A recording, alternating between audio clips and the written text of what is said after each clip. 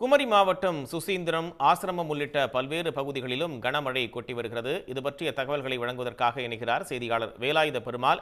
வேலாயுத பெருமாள், எவ்வளவு நேரமாக அங்கு கனமழை கொட்டி வருகிறது? தற்போது அங்கு சூழல் என்ன? கனமழையால் ஏதேனும் பாதிப்புகள் ஏற்பட்டிருக்கா?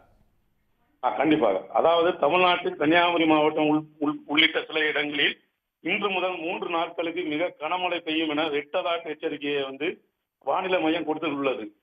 இதனைத் தொடர்ந்து கன்னியாகுமரி மாவட்டத்தில் முக்கிய ஆறுகளான பழையாறு உள்ளிட்ட மாவட்டத்தின் பல்வேறு பகுதிகளில் உள்ள ஆறுகளுக்கு மற்றும் நீர்நிலைகளின் அருகே கரையோரம் வசிக்கும் மக்கள் பாதுகாப்போடு இருக்கும்படி மாவட்ட நிர்வாகம் சார்பாக எச்சரிக்கை விடுக்கப்பட்டுள்ளது. இதே போல் தேசிய பேரிடர் மீட்பு குழுவினரும் குமரி மாவட்டத்தில் வந்துள்ளார்கள். அவர்கள் கனமழையால் பாதிப்புகள் அதிகமாக ஏற்படக்கூடும் என கருதப்படும் பகுதிகளில் முகாமிட்டு மீட்பு நடவடிக்கைகள் எடுப்பதற்கு தயார் நிலையில் இருந்து வருகிறார்கள்.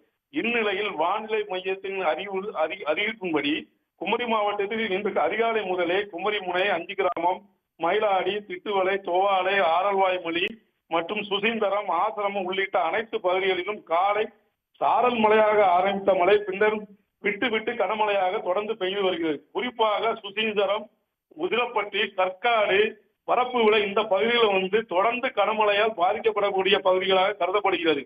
எனவே மாவட்ட நிர்வாகம் அதிக கவனமுடன் இப்பகுதிகளை எச்சரிக்கையாக பார்த்து வருகிறது. குறிப்பாக பழையாற்றில் உள்ள வெள்ளம் அதிகமாக சுசீந்திரம் தானுமாலையன் கோயில் நடைவீதி பகுதியில் தான் அதிகமாக செல்லும். ஆகவே அப்பகுதிகளையும் தொடர்ந்து கண்காணித்து வருகிறார்கள். சுசீந்திரம் தானுமாலையன் கோயில் தெப்பகுளமும் முழுவதுமாக நிரம்பி வரக்கூடிய சூழ்நிலை ஏற்பட்டு உள்ளது. மேலும் குமரி கடலில் நிலையற்ற தன்மை இருந்து வருவதன் காரணமாகவும் குமரி சுற்றுலா படகு சேவையும் ரத்து செய்யப்பட்டுள்ளது தற்காலிகமாக.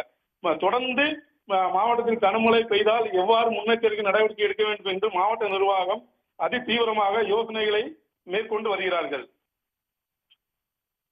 தகவல்களுக்கு நன்றி வேலாயுத பெருமாள். உடனுக்குடன் செய்திகளை தெரிந்து கொள்ள சன் நியூஸ் பெல் ஐகானை கிளிக் பண்ணுங்க.